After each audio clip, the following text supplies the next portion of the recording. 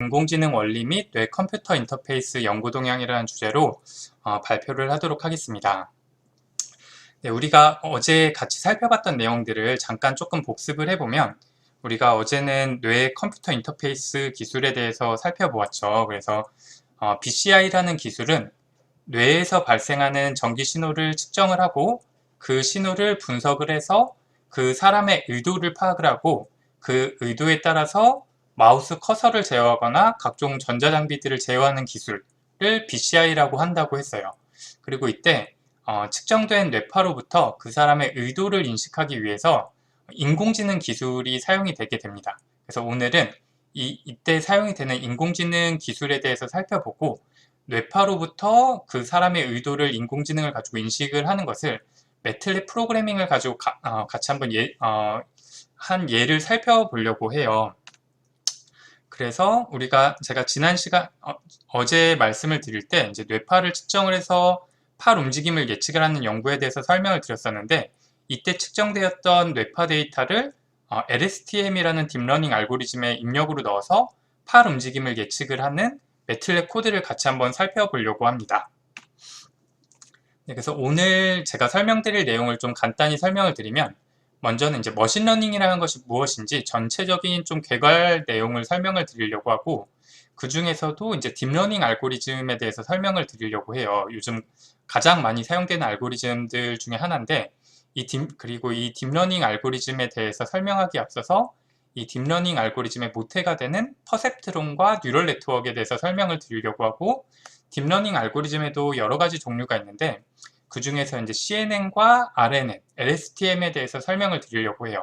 그래서 아마 여러분들이 뭐 학교에서도 들어봤을 수 있고 뭐 여러 가지 매체를 통해서 또는 이번 강연을 통해서 인공지능에 대해서 많이 들어봤을 수 있는데 그 중에 일부는 이제 설명이 겹치는 것도 있을 것이고 좀 새로운 내용도 있을 텐데 저도 이제 여러 강연들을 들어보면서 이제 느꼈던 게 내가 인공지능을 알더라도 이제 그 강연자마다 설명하는 방식이 다르고 강조하는 것들이 다르고 해서 내가 아는 내용이라도 여러 강연자를 통해서 이 내용들을 들어놓으면 좀 더 이 내용을 잘 이해하게 되더라고요. 그래서 딥러닝 알고리즘이나 인공지능에 대해서 잘 알고 있다고 하더라도 같이 한번 이 내용을 살펴보면 좋을 것 같고 그래서 이런 딥러닝 알고리즘을 이용을 해서 뇌파로부터 팔 움직임을 예측을 하는 매틀랩 코드를 같이 한번 살펴볼 텐데 아마 매틀랩을 대부분 많이 사용해 봤을 것 같긴 한데 처음 다루는 분들도 계실 것이고 또 매틀랩을 사용해 봤어도 이제 잘 기억이 안 날 수 있어서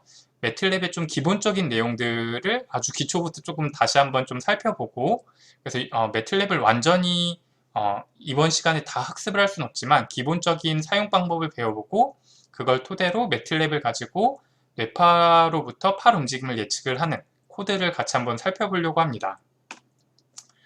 네, 그래서 먼저는 이제 그 머신러닝에 대해서 같이 한번 살펴보려고 하고 여러분들이 인공지능 또는 머신러닝, 딥러닝이라는 용어들을 굉장히 많이 들어봤을 거예요. 이게 이것에 대한 이해함이 없으면 이게 다 비슷한 용어거나 같은 개념이라고 생각할 수도 있는데 지금 이 인공지능이라는 개념은 로봇이 사람의 지능을 흉내낼 수 있는 기술을 아우르는 굉장히 큰 개념이라고 생각을 하면 돼요.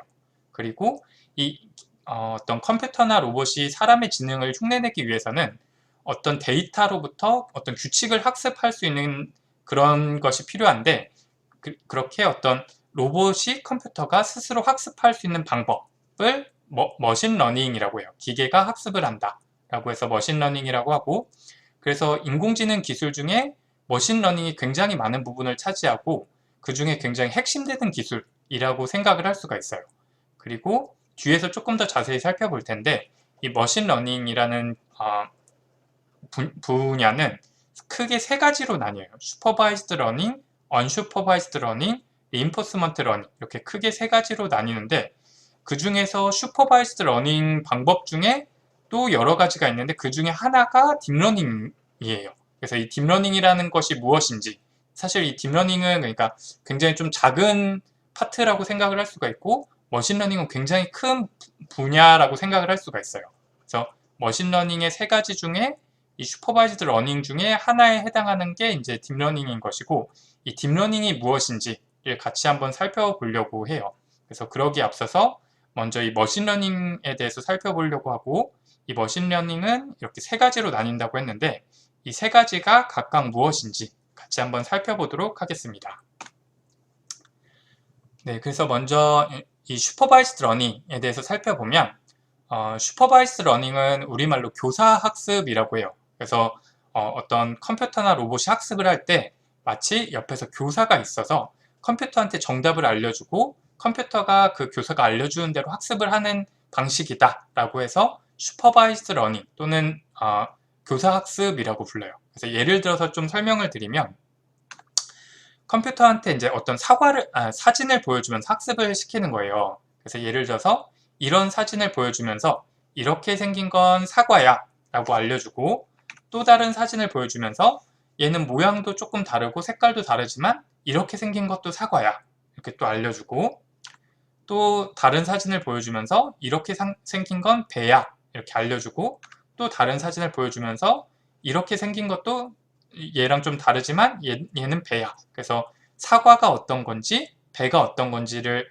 각각 알려주면서 컴퓨터가 학습을 하고, 그리고 나서 이 학습을 한 것과 같은 종류의 새로운 데이터를 주면서 얘는 뭘까? 라고 물어보면 컴퓨터가 이전에 학습했던 것을 기반으로 새로운 데이터가 무엇인지를 예측을 하는 방법이 슈퍼바이스드 러닝 방법입니다. 그리고 이제 언슈퍼바이스드 러닝 방법은 우리말로는 비교사 학습이라고 하고, 앞에서 슈퍼바이스드 러닝 같은 경우에는 교사가 있었다면 이 언슈퍼바이스드 러닝 방법 같은 경우에는 교사가 없는 방법이에요. 그래서 컴퓨터가 각 데이터가 무엇인지를 몰라요. 그래서 앞에서는 이제 이 데이터들이 얘는 사과고 얘네는 배야 라고 이렇게 알고 있었던 것을 라벨링이라고 하는데, 이 각각의 데이터가 무엇인지를 표시한 데이터를 라벨링이라고 하는데, 이 언슈퍼바이스드 러닝 같은 경우에는 라벨링이 따로 안 되어 있는 거예요. 그래서 지금 여기 동그라미들이 여러 개가 있는데 이 각각의 동그라미가 얘가 뭐 사과인지 배인지 복숭아인지는 몰라요. 그런 것들은 모르는데 이 데이터들의 어떤 정보가 이렇게 모여 있는 거예요. 그래서 컴퓨터한테 이 그룹들을 한번 3개의 그룹으로 나눠볼래? 라고 하면 이 컴퓨터가 어떤 자기의 기준을 가지고 어떤 알고리즘을 가지고 얘네가 각각 무엇인지는 모르지만 스스로 기준을 세워서 얘네들을 3개의 그룹으로 나누기 위한 방법을 스스로 학습을 하는 거예요. 그래서 그래서 이제 얘네들을 이렇게 나누는 얘네가 각각 무엇인지는 모르지만 어떤 것들이 비슷한 그룹인지를 이렇게 나누는 것을 학습하는 방법이 언슈퍼바이즈드 러닝 방법입니다. 그리고 또 다른 방법은 리인포스먼트 러닝이라는 방법이 있는데 이것은 우리말로 이제 강화학습이라고 해요. 그래서 앞에 있던 것들은 어떤 이미 답을 알려주거나 답을 알려주지 않거나 그랬는데, 리인포스먼트 러닝에서는 컴퓨터가 이제 반복 학습을 하고 어떤 반복 수행을 하고 그때마다 이제 답을 알려주다 이제 상벌을 주게 돼요. 그래서 예를 들어서 이런 사과와 배 사진이 있을 때 어떤 게 사과인지 벤지를 바로 알려주는 게 아니라 뭐 예를 들어서 둘 중에서 사과를 골라볼래? 라고 하면 이제 컴퓨터가 아직 아무 정보도 없으니까 이 위에 있는 사진을 고를 수도 있고 밑에 있는 사진을 고를 수도 있겠죠. 그래서 이때 만약에 위에 있는 사진을 고르면 사과를 잘 고른 거니까 그때는 상을 주고, 만약에 잘못 골라서 배를 골랐다. 그럼 잘못 고른 거니까 이런 땐 벌을 주는 거예요. 그래서 이 상을 준다, 벌을 준다라는 개념이 이게 잘 안 와닿을 수 있는데, 그래서 알고리즘적으로는 이렇게 잘 골랐을 때는 리워드라고 해서 어떤 플러스 점수를 주고 이렇게 잘못 골랐을 때는 마이너스 점수를 주는 거예요. 그래서 이런 과정을 계속 여러 번 반복 수행하게 되는 거예요. 그래서 또 다른 사진을 주면서 그 중에서 사과를 골라봐 라고 해서 잘 고르면 상을 주고 잘못 고르면 벌을 주고, 또 다른 사진들을 주면서 또 사과를 골라봐 라고 하면 또 사과를 고르면 상을 주고 잘못 고르면 벌을 주고, 이런 식으로 어떤 동작들을 계속해서 반복 수행을 하게 되고 그 반복 수행을 잘하면 상을 주고 못하면 벌을 주는 방식으로 학습을 하는 방법이에요. 그래서 상이나 벌을 같이 줄 수도 있고 상만 줄 수도 있고 벌만 줄 수도 있어요. 그래서 이런 세부적인 내용들은 이제 방법들마다 조금씩 다를 수는 있지만 개괄적으로 이제 슈퍼바이즈드 러닝이 어떤 것인지, 언슈퍼바이즈드 러닝이 어떤 것인지, 리인포스먼트 러닝이 어떤 것인지를 살펴봤습니다. 네, 그래서 이렇게 우리가 머신러닝을 가지고 세 가지 방법을 가지고 학습을 할 수가 있는데, 이렇게 학습을 한 것을 가지고 우리가 궁극적으로 하고 싶은 것은 컴퓨터가 기존에 알고 있던 학습했던 내용을 가지고 새로운 내용을 예측하고자 하는 목적이 커요. 그래서 그때 예측을 하는 게 크게 이제 두 가지로 나뉠 수가 있는데, 리그레션이라는 것과 클래시피케이션이라는 것으로 구분을 할 수가 있어요. 그래서 리그레션이라는 건 이 예를 들어서 설명을 하면, 지금 X축이 어떤 집의 사이즈라고 생각을 해볼게요. 뭐 20평인지 뭐 30평인지 40평인지 이런 평수를 나타내는 데이터라고 생각을 하고, 세로축, Y축이 이제 그 집의 가격이라고 생각을 해볼게요. 그러면 뭐 20평인 집들 중에서도 가격이 그 여러 가지가 있겠죠. 그래서 예를 들어서 20평인데 뭐 5억 하는 집이 있고, 뭐 20평인데 뭐 7억 하는 집이 있고, 뭐 30평인데 10억 하는 집이 있고, 뭐 30평인데 뭐 12억 하는 집이 있고, 뭐 이렇게 여러 데이터들마다 각 평수마다 가격이 있겠죠. 그럼 그것을 이렇게 데이터를 표시를 해주는 거예요. 그러면 이걸 가지고 여기에 만약에 없었던 데이터 중에 33평 집은 얼마일까? 그것을 예측해 볼 때 사용할 수 있는 방법이에요. 그래서 예를 들어서 지금 이 데이터 분포를 가지고 그러면 대충 데이터들이 이렇게 분포를 하는구나. 그래서 이렇게 이 데이터들을 이 파란색으로 모델링을 하고, 새로운 데이터가 들어왔을 때 그 데이터는 어떤 값에 해당을 하는지를 예측을 하는 방법이 리그레션 방법이에요. 그래서 리그레션 같은 경우는 연속된 값으로부터 연속된 값을 예측을 하거나, 연속되지 않더라도 다수의 값으로부터 다수의 출력을 예측을 할 때 사용되는 방법이 리그레션 방법이고, 우리말로는 회귀라고 해요. 그 다음에 이제 또 다른 방법은 이제 클래시피케이션 방법이 있는데, 이것은 앞에서 예를 들었던 것처럼 어떤 사과 데이터가 있고 뭐 배 데이터가 있다. 그럼 이런 어떤 학습을 통해서 어떤 기준을 세우게 되고, 그럼 이 기준을 토대로 이 왼쪽 아래에 있으면 사과고 오른쪽 위에 있으면 배구나, 이렇게 예측을 하는 것을 클래시피케이션이라고 하고, 우리말로는 분류라고 합니다. 네, 그래서 이렇게 우리가 머신러닝 방법에 대해서 세 가지를 배워보았고, 그것을 가지고 예측을 하는 방법인 리그레션과 클래시피케이션을 배웠어요. 근데 이렇게 컴퓨터가 예측을 하기 위해서는 두 가지 단계를 거치게 돼요. 그래서 트레이닝이라는 단계와 테스트라는 단계를 거치게 되는데, 이미 앞에서 설명드린 내용이긴 한데 다시 한번 정리를 하면서 설명을 드리면, 컴퓨터한테 어떤 데이터를 주면서 이 데이터들이 각각 무엇인지 설명을 해주는 단계를 트레이닝 단계라고 해요. 그리고 이 경우는 이제 슈퍼바이즈드 러닝이긴 하지만, 언슈퍼바이즈드 러닝이나 리인포스먼트 러닝도 마찬가지로 이런 트레이닝 과정을 먼저 거치게 돼요.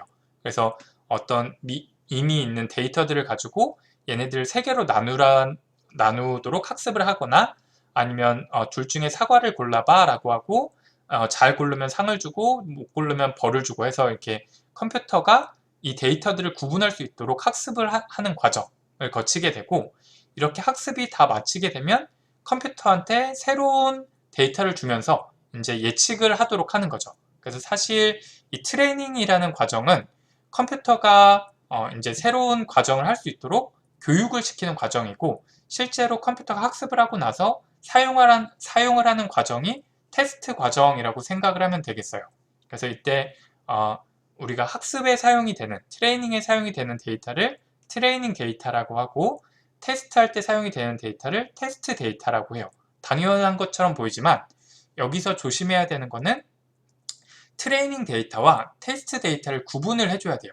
그래서 만약에 내가 어떤 알고리즘을 개발을 해서 그 알고리즘을 가지고 사과와 배를 구분하는 것을 학습을 하도록 하고, 이 알고리즘에 대해서 평가를 하려고 하는데 트레이닝에 사용했던 데이터를 가지고 평가를 하면 이 알고리즘은 굉장히 잘 예측을 할 수가 있어요. 그래서 내가 알고리즘을 굉장히 잘 만들었구나 라고 생각을 하기 쉬운데, 이 테스트를 할 때는 새로운 데이터를 가지고 테스트를 해야 이 알고리즘이 제대로 학습을 했는지 정말 유용한 알고리즘인지를 평가를 할 수가 있어요. 그래서 트레이닝을 할 때 사용한 데이터와 테스트를 할 때 데이터는 별개의 데이터를 사용을 해야 된다 라고 이해를 하면 되겠고, 이때 이 별개의 데이터라는 건 트레이닝에 사용된 데이터와 완전 다른 데이터를 사용한다는 의미가 아니고, 예를 들어서 사과와 배를 학습을 했으면 테스트할 때도 사과와 배의 사진인데 새로운 사진을 사용을 하는 거죠. 학습은 사과와 배로 학습을 하고, 테스트할 때는 수박이나 복숭아로 테스트를 한다. 그러면 컴퓨터는 제대로 예측을 할 수가 없어요. 그래서 학습을 했던 것과 같은 종류의 데이터를 사용을 하지만 학습에 사용되지 않은 새로운 데이터를 가지고 평가를 해야 이 알고리즘이 제대로 동작을 하는지, 컴퓨터가 제대로 학습을 했는지를 판단할 수 있게 되는 거예요. 네, 그래서 앞에서 간단하게 이 머신러닝을 하는 과정이 트레이닝 과정과 테스트 과정으로 나뉜다라고 설명을 했는데, 이것을 조금 더 구체적으로 살펴보려고 해요.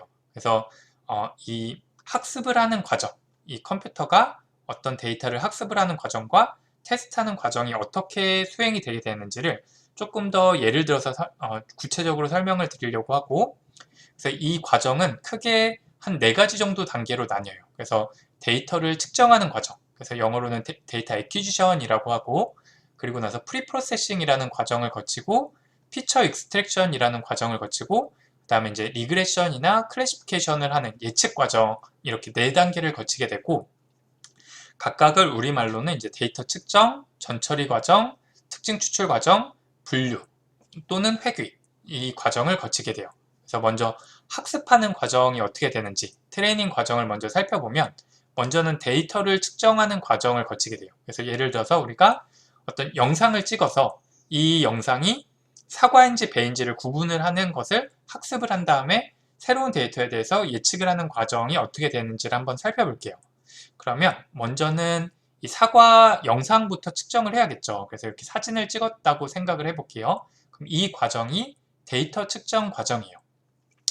그런데 이 사진을 컴퓨터한테 주면서 이렇게 생긴 게 사과야 라고 컴퓨터한테 알려주면, 컴퓨터는 여기 있는 이 빨간색 때문에 사과라고 하는지, 아니면 이 나무 때문에 사과라고 하는지, 아니면 전체적으로 초록색을 띠고 있으니까 사과인 건지, 이런 것을 잘 알지 못해요. 그래서 컴퓨터한테 이 데이터를 입력으로 넣어줄 때는 불필요한 부분을 잘라주는 과정이 필요해요. 그래서 지금 이 사진에서 지금 이렇게 사과가 아닌 불필요한 부분들을 잘라주는 과정을 수행을 해야 되고, 이런 과정이 이제 프리프로세싱, 전처리 과정에 해당을 하게 돼요.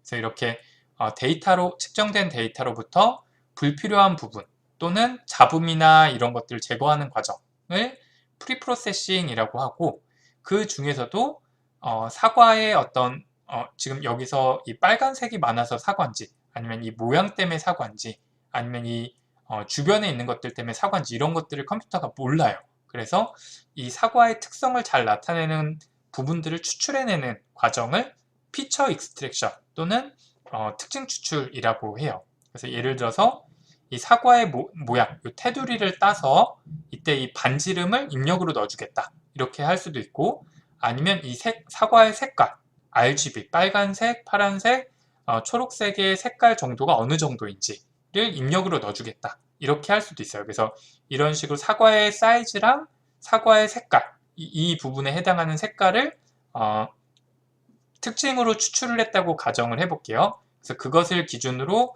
사용을 하면, 지금 X축과 Y축이 지금 특징을 나타내는 축이라고 생각을 할 건데, 그래서 X축은 컬러를 나타내는 축이라고 생각을 하고, Y축은 사이즈를 나타내는 축이라고 생각을 해볼게요.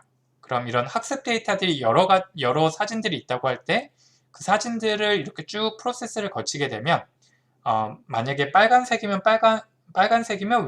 왼쪽으로 찍히고, 황토색이면 오른쪽에 찍힌다고 생각을 해보고, 사이즈가 작으면 아래쪽에, 사이즈가 크면 위쪽에 찍힌다고 생각을 하면, 이렇게 신호 처리를 한 그 데이터가, 사과는 이렇게 왼쪽에 색깔 때문에 왼쪽에 분포를 하게 되고, 배는 황토색이어서 오른쪽에 분포를 하게 되고, 사이즈 같은 경우 사과는 좀 더 작으니까 좀 더 아래쪽에 분포를 하게 되고 배는 좀 더 크니까 이렇게 위쪽에 분포를 하게 되는 거예요. 그래서 어떤 사진을 찍어서 이렇게 쭉 프로세스를 거친 다음에 얘의 색깔과 크기를 가지고 이 좌표계에 대입을 하면 이 사진 같은 경우에는 여기에 이제 점이 찍히게 되고 또 다른 사진에 대해서 쭉 프로세스를 거치면 또 다른 곳에 점이 찍히게 되고 또 배 사진에 대해서 동일한 프로세스를 거친 다음에 컬러와 사이즈를 가지고 이제 좌표에 표시를 해주면 이렇게 분포를 하게 되는 거죠.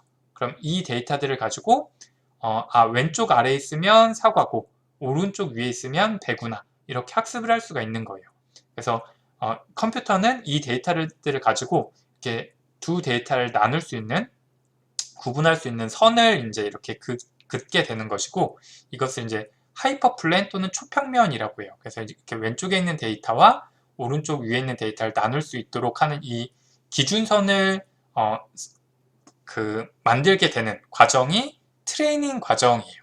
그리고 테스트 과정은 이제 새로운 사진을 또 사과나 배 사진을 찍었다고 하면 동일하게 이제 프리프로세싱과 피처 익스트랙션 과정을 거치게 되면 이 새로운 사과에 대한 사진이 이렇게 사이즈와 컬러가 주어지게 되니까 컬러는 어디에 해당하는지 또는 또 사이즈는 어디에 해당하는지에 따라서 새로운 곳에 이제 좌표가 찍히게 되겠죠. 그러면 이 좌표는 이 축을 기준으로 했을 때 왼쪽 아래에 있으니까 얘는 사과구나 라고 예측을 하게 되는 거예요. 동일하게 배 사진을 입력으로 넣었다. 그러면 동일하게 프리프로세싱과 피처 익스트랙션 과정을 거쳐서 그 데이터가 이제 오른쪽 위에 찍히게 될 텐데 그러면 얘는 이 초평면 기준으로 해서 오른쪽 위에 있으니까 얘는 배구나 이렇게 예측을 할 수 있게 되는 거예요. 네.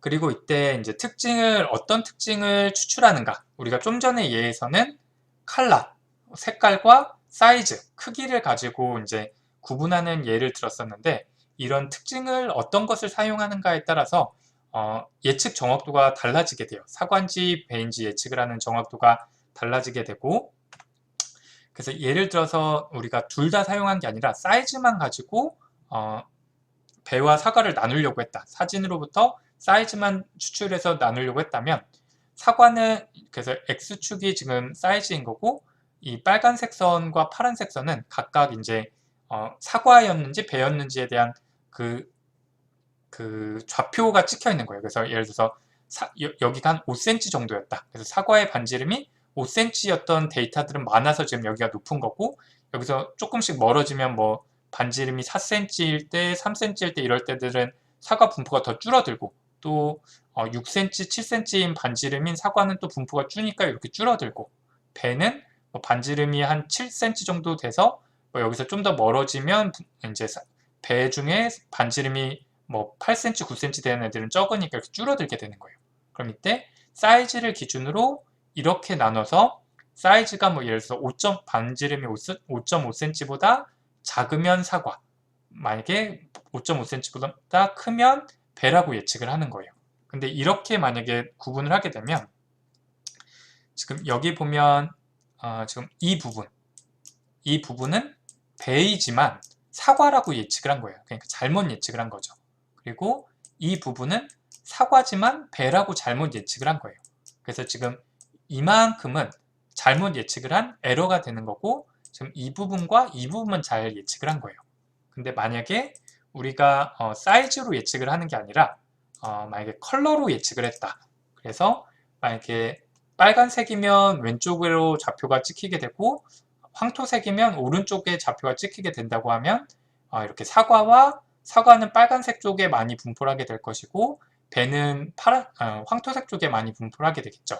그래서 만약에 컬러를 기준으로 사과와 배를 나누게 되면 좀 더 정밀하게 나눌 수 있게 될 거예요. 그래서 아까는 이만큼이 이제 에러였다고 한다면 사이즈를 기준으로 나왔을 때는 이만큼이 에러였다면 컬러를 기준으로 구분을 했을 때는 이만큼의 에러가 발생을 해서 에러가 훨씬 줄게 되죠. 네, 그래서 어떤 특징을 사용하느냐, 사이즈를 사용하느냐, 컬러를 사용하느냐 또는 또 다른 특징도 있을 수 있겠죠. 뭐 어떤 질감을 사용을 한다거나 뭐 이런 어떤 형태를 사용을 한다거나 이런 다른 특징들도 사용을 할 수가 있을 거예요. 그래서 이런 특징을 어떤 걸 사용을 하느냐가 굉장히 중요하게 미치게 되고, 또 이렇게 한 가지만 사용을 하는 것보다는 앞에서 봤던 것처럼 사이즈와 컬러를 둘 다 사용을 하면 더 잘 나눌 수 있게 돼요. 근데 만약에 여기에 잘못된 특징이 사용이 됐다. 사이즈가 아니라 예를 들어서 주변 색을 사용을 했다. 그러면 오히려 인식률이 더 낮아지게 될 수도 있어요. 그래서 특징을 무조건 많이 사용한다고만 좋은 게 아니라 내가 나누고 분류하고자 하는 데이터들의 특성을 잘 반영하는 그런 특징을 사용하는 게 좋습니다. 그리고 이때 우리가 데이터들을 명확히 잘 나누기 위해서 이런 식으로 어떤 컴퓨터가 이렇게 학습을 하게 할 수도 있어요. 그럼 지금 보면 얘는 이렇게 직선으로 나눴지만 지금 이런 애들은 사과인데 배로 인식이 된 거죠. 근데 이런 애들을 꾸불꾸불하게 이렇게 학습을 해서 이렇게 하면 학습 데이터는 거의 100%에 가깝게 분류를 하게 되는데, 실제로 새로운 데이터를 찍어서 예측을 해보게 되면 여기 발생하는 데이터는 사과일, 이쪽이 사과고 얘가 배라고 하면 사과일 확률보다 배일 확률이 높을 거예요. 그래서 무조건 학습 데이터를 완벽히 나눈다고 좋은 게 아니라 적절히 잘 학습을 하게 해주는 게 중요해요. 그래서 이런 식으로 너무 학습 데이터에만 과하게 학습이 되어져 있는 상태를 오버피팅 되었다라고 해요. 그래서 아까 제가 학습 데이터를 평가 데이터에 사용하면 안 된다고 했던 게, 이렇게 학습을 했을 때는 이게 학습이 너무 오버피팅 되어 있는 상태인데 학습 데이터를 가지고 평가를 하면 얘는 거의 100%의 정확도가 나오게 돼요. 근데 그러면 얘는 지금 좋은 모델이 아닌데, 지금 왼쪽에 있는 모델보다 사실 이 모델은 더 좋지 않을 수 있는데, 이 왼쪽에 있는 모델보다 오른쪽에 있는 모델이 학습 데이터로 학습을 했을 때는 더 높은 정확도가 나오게 되겠죠. 그래서 학습 데이터로는 학습만 하고 테스트 데이터로 평가를 하는 게 필요하고, 이때 모델이 이렇게 직선으로 데이터를 나누는 것을 리니어 클래시파이어라고 하는데, 이렇게 선형으로 나눠주는 것보다 어떤 곡선으로 나누는 게 더 좋을 수도 있는데, 이렇게 너무 그 학습 데이터에 과하게 그 학습이 되도록 하면 오히려 인식률이 떨어질 수 있다. 그래서 이런 상태를 오버피팅 되어 있다라고 하고, 이렇게 적절하게 그 비선형으로 이렇게 구분을 해주는 게 더 높은 정확도를 가질 수 있다라는 것입니다. 그래서 어떤 특징을 사용을 하느냐, 그리고 어떤 알고리즘을 가지고 데이터를 구분을 해주냐에 따라서 이 분류하는 알고리즘도 여러 가지가 있는데, 이렇게 선으로 구분을 해주는 알고리즘도 있고 곡선으로 구분을 해주는 알고리즘도 있고, 내가 모델을 어떻게 만드냐에 따라서 이렇게 꼬불꼬불하게 구분을 하게 해줄 수도 있는데, 이런 적절한 모델을 세워줘야 데이터를 잘 예측을 할 수 있게 되는 거예요. 네, 그래서 여기까지 머신러닝 전반에 대해서 살펴본 것이고, 머신러닝은 크게 세 가지로 나뉜다고 했죠. 그래서 슈퍼바이즈드 러닝, 언슈퍼바이즈드 러닝, 리인포스먼트 러닝, 이렇게 세 가지로 나뉜다고 했고, 그 중에서 요즘에 많이 사용이 되는 알고리즘이 딥러닝이라는 게 있는데, 이 딥러닝은 슈퍼바이즈드 러닝 중에 한 종류라고 했어요. 그래서 이 딥러닝에 대해서 알아보려고 하고, 이 딥러닝의 이제 모태가 됐던 이 알고리즘에 나오게 됐던 배경인 퍼셉트론이라는 것과 뉴럴 네트워크라는 것에 대해서 먼저 알아보려고 해요. 그래서 이제 먼저는 퍼셉트론이라는 거에 대해서 알아보고, 그걸 가지고 뉴럴 네트워크를 알아보고, 그걸 가지고 이제 딥러닝을 알아볼 텐데, 먼저 퍼셉트론에 대해서 알아보면, 제가 어제 이제 뇌에 대해서 잠깐 설명을 드릴 때, 뇌는 그 뉴런이라는 걸로 구성이 되어져 있다고 했었죠.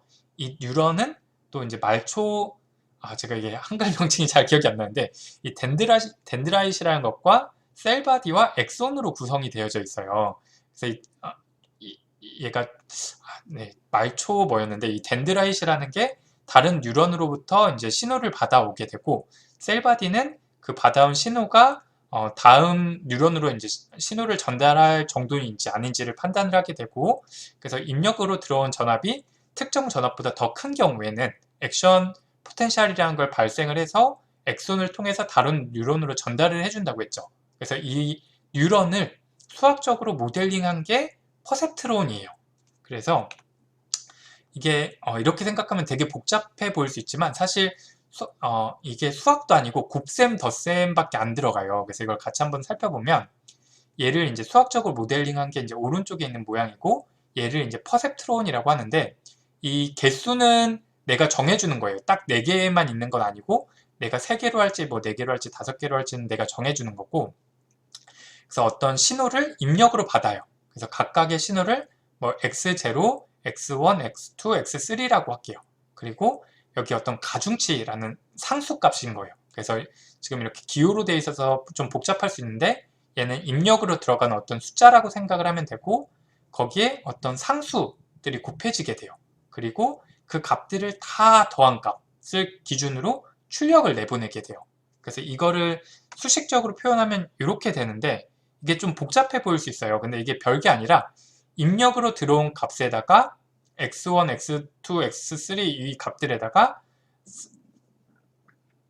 세타0, 세타1, 세타2, 세타3라는 어떤 상수값들을 각각 다 곱해 준 거예요. 그래서 얘 곱하기 얘 더하기 얘 곱하기 얘 그 다음에 더하기 또 얘 곱하기 얘 더하기 얘 곱하기 얘 이렇게 쭉 다 더하면 이거를 수학적으로 표현을 하면 잠시만요. 이렇게 표현이 되겠죠. 세타 0 곱하기 x0 얘가 얘 곱하기 얘 한 거고 그 다음에 x1 곱하기 세타1 한 게 지금 얘인 거고 그래서 이렇게 각각 입력에다가 어떤 상수값을 다 곱해서 그걸 다 더한 거예요. 그리고 나서 얘가 예를 들어서 이 값이 0.5보다 크면 출력을 1을 내보내고 만약에 이 값이 0.5보다 작으면 마이너스 1을 내보내는 거예요. 이렇게 하는 게 이제 퍼셉트론이에요. 그래서 이걸 또 수학적으로 나타낸 게 제가 지금 여기서 이 모든 것을 다 더한 값, 이 값을 다 더한 게 0.5보다 크냐 작냐에 따라서 출력을 결정해 줬잖아요. 그걸 나타내는 함수가 지금 여기 g라고 표현이 되어 있는 함수예요. 그래서 여기서 자세히까지 다루진 않을 건데 뒤에 자세히까지 다루진 않을 건데 이걸 액티베이션 펑션이라고 해요. 그래서 이 속에 있는 값이 특정 값보다 크냐 작냐에 따라서 출력을 결정하는 함수가 이제 g라고 표현되어 있는 액티베이션이라는 함수고 그래서 이 값이 어떤 특정 값보다 크냐 작냐에 따라서 출력을 1이나 마이너스 1로 내보내게 되는 그런 연산을 해주는 애를 우리가 퍼셉트론이라고 해요. 그래서 조금 복잡할 수도 있지만 다시 한번 정리를 해보면 입력으로 들어온 값에 상수를 곱해서 다 더한 값이 0.5보다 크냐 작냐를 가지고 출력을 결정해주는 이런 연산을 하는 것을 퍼셉트론이라고 하고 그걸 수학적으로 나타내면 이렇게 되는데 이거를 조금 더 간단히 나타내 보면 지금 x0, x1, x2, x3 이런 애들을 그냥 x라고 표시를 해볼게요. 입력으로 들어가는 값 얘를 x로 표시하고 또 여기에 곱해지는 상수 세타 0, 세타 1, 2, 3 뭐 이런 애들을 세타로 표현을 한다고 하면 얘네는 그냥 세타 곱하기 x 이렇게 나타낼 수가 있어요. 지금 여기 t라고 되어 있는 건 트랜스포즈 전치 행렬을 나타내는 건데 지금 행렬을 곱셈을 할 때는 이렇게 얘 곱하기 얘를 할 때는 행렬은 뭐 2행 1열인애와 곱할 수 있는 건 1행 뭐 2열인애 여야 이렇게 연산이 가능하죠. 그래서 그것 때문에 얘를 전체 행렬 가로로 바꿔주는 거예요. 그래서 그냥 간단히 생각하면 좀 복잡했을 수 있는데 간단히 생각하면 그냥 이 세타와 x를 다 곱해서 더하는 연산을 하는 걸 이렇게 표시를 한 거예요. 그리고 그게 이제 주함수에 들어가서 이 값이 0.5보다 크냐 작냐에 따라서 출력이 이제 1이나 마이너스 1이 되는 거예요. 그리고 이 주함수를 어떤 걸 쓰느냐에 따라서 출력을 뭐 1, 마이너스 1로 내보내게 할 수도 있고 뭐 1, 0으로 내보내게 할 수도 있고 이 뭐 0.5가 아니라 다른 값을 기준으로 이 출력을 바꿔줄 수도 있는 거예요. 그래서 이거를 이제 액티베이션 함수를 뭘 쓰냐에 따라서 이제 출력이 달라지게 되는 거고 그래서 우리가 이제 퍼셉트론이라는 게 무엇인지를 같이 한번 살펴봤고 이 퍼셉트론 계산하는 걸 간단히 한번 예제를 통해서 생각을 해볼게요. 그래서 이번에는 입력이 3개인 퍼셉트론을 생각을 해보고 하나의 입력은 1로 고정이 되어 있다고 생각을 해볼게요. 그리고 이때 가중치는 아까 이 세타를 가중치라고 부르는데 영어로는 또 웨이트라고 불러요. 그래서 이 웨이트가 마이너스 3, 2로 고정이 되어 있다고 생각을 하고 x1의 입력은 이렇게 들어가고 x2의 입력은 이렇게 들어갈 때 출력이 어떻게 되는지를 같이 한번 살펴볼게요. 그래서 이거를 예를 들어서 같이 몇 개를 계산을 해보면 예를 들어서 x1과 x2에 예를 들어서 0일이 들어갔다고 생각을 해볼게요. 그럼 지금 이 경우거든요. x1에는 입력이 0이 들어가고 x1에는 0, x2에는 1이 들어간 경우. 그래서 이걸 계산을 해보면 1 곱하기 마이너스 3 그러면 마이너스 3이 되겠죠. 이거 더하기 0 곱하기 2 그러면 0이 되겠죠. 그래서 더하기 0 그 다음에 1 곱하기 2 그러면 더하기 2가 되겠죠. 그럼 이걸 다 더하면 마이너스 1이 되는데 얘는 이제 0.5를 기준으로 0.5보다 크면 출력이 1, 0.5보다 만약에 작으면 출력이 0인 그 액티베이션 함수를 썼다고 생각을 해볼게요. 그러면 얘는 지금 0.5보다 작으니까 출력이 0이 되는 거예요. 그래서 이런 식으로 0. 그래서 만약에 x1, 2에 00을 입력으로 놓으면 동일하게 계산을 했을 때 출력이 0이 나와요. 이번에는 한번 11이 입력으로 들어갔을 때 어떻게 되는지 같이 한번 해볼게요. 여기에 만약에 입력이 11로 들어가면 1 곱하기 마이너스 3 그대로 마이너스 3이고 1 곱하기 2 하면 더하기 2가 되겠죠. 그리고 또 1 곱하기 2를 하면 더하기 2가 되니까 다 더하면 1이 되니까 0.5보다 크죠. 그러니까 출력이 1이 되는 거예요. 그래서 이런 식으로 입력 x1, 2에 입력이 어떻게 들어가냐에 따라서 출력이 달라지게 되는 거예요. 근데 그럼 이게 어떤 의미가 있느냐? 지금 x1과 x2를 좌표 평면에 한번 표시를 해볼게요. 그래서 이렇게 지금 x축이 x1이고 y축이 x2라고 하면 입력이 0이고 0이었을 때는 x1은 0이고 x2는 0이니까 0,0에 해당을 하는 거예요. 그리고 만약에 x1이 0이고 x2가 1일 때는 x1은 0, 그 다음에 x2는 1이니까 여기에 해당을 하게 되는 거예요. 다시 한번 제가 좀 지우고 설명을 드리면 그래서 지금 요 0,0은 여기에 해당을 하게 되고 0,1은 여기에 해당을 하게 되고 1,0은 여기에 해당을 하게 되고 1,1은 여기에 해당을 하게 되는 거예요. 근데 이때 출력이 이 나머지는 0의 출력이 나오게 되고 이때만 1의 출력이 나오게 되는 거예요. 그럼 얘가 뭐냐?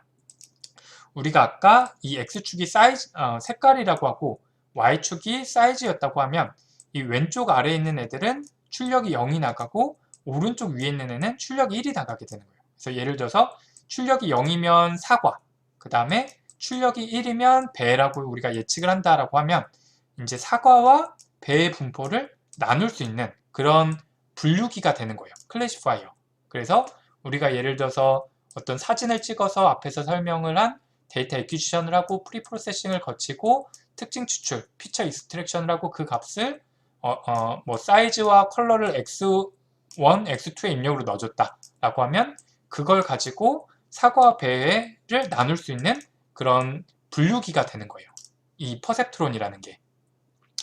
그리고 또 다른 경우를 살펴보면 이때 나머지는 동일해요. 나머지는 동일한데 이 가중치 값이 마이너스 3이던 게 마이너스 1로 바뀌었고 나머지는 2로 동일해요. 그럼 이때 입력이 이렇게 들어갈 때 출력이 이렇게 달라지게 돼요. 그럼 얘를 이렇게 좌표 평면에 표시해보면 어떻게 되느냐? 이렇게 돼요. 0,0일 때는 출력이 0이 되고 0,1, 1,0, 1,1일 때는 출력이 1이 되는. 그래서 이때 이 가중치 값이 얼마냐에 따라서 이 데이터들을 나누는 이 선이 달라지게 되는 거예요. 그래서 우리가 아까 트레이닝 과정에서는 이 선이 어떻게 잠시만요. 트레이닝 과정에서는 이 선이 어떻게 될지를 학습을 하는 거라고 했는데 그걸 통해서 이 트레이닝 과정을 통해서 이 가중치 값을 어떻게 될지를 결정을 하게 되고 그게 이 데이터를 어떻게 나눌지를 결정을 하게 되는 거예요.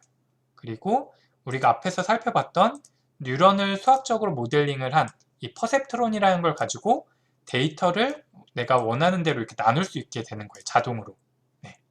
그리고 만약에 이때 또 이 가중치 값이 이렇게 지금 입력이 좀 다른데 이렇게 됐을 때는 입력이 0이면 출력이 1, 입력이 1이면 출력이 0이 되도록 하는 연산도 해줄 수가 있어요. 그래서 여러분들이 논리 게이트를 배웠는지 모르겠는데, 그래서 이게 데이터를 분류해주는 역할도 하지만 사실 얘는 입력이 둘 다 1일 때만 출력이 1이 되는 AND 게이트 역할을 해주는 거고, 또 얘는 입력이 둘 중에 하나만 1이어도 출력이 1이 되는 OR 게이트 역할을 해주는 거고, 얘는 입력과 출력이 반대가 되도록 해주는 NOT 게이트 연산을 해주는 거예요. 분류기이면서도 이런 논리 연산도 수행을 해주게 되는 거다라는 것이고, 그럼 이렇게 퍼셉트론을 가지고 데이터를 나누는 것들을 살펴봤는데, 하지만 퍼셉트론은 이런 데이터는 나눌 수가 없어요.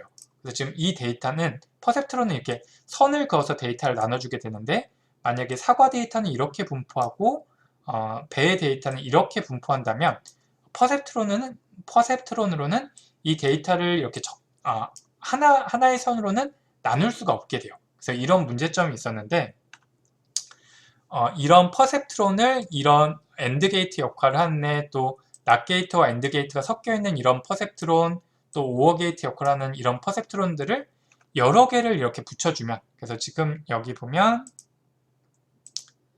파란색은 지금 얘가 지금 여기 있는 거고, 빨간색이 여기, 그 다음에 초록색이 여기, 이런 식으로 퍼셉트론들을 여러 개를 연결해주면 입력에 따라서 출력이 이렇게 결정이 되게 돼서 앞에서 살펴봤던 이런 데이터를 나눌 수 있는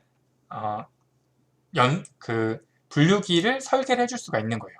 그래서 퍼셉트론을 여러 개를 붙인 모양을 갖게 되면 데이터를 더 정교하게 나눌 수 있게 돼요. 그래서 이것을 뉴럴 네트워크라고 해요.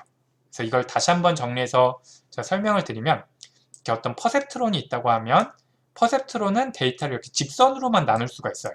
근데 이런 퍼셉트론을 여러 개를 연결하면 데이터를 더 이렇게 정밀하게 이렇게 딱 직선이 아니라 이렇게 좀 더 꾸불꾸불하게 데이터를 나눌 수가 있게 되고, 이런 퍼셉트론을 더 여러 개를 연결하면 연결할수록 데이터를 더 정밀하게 이렇게 나눌 수 있게 되는 거예요.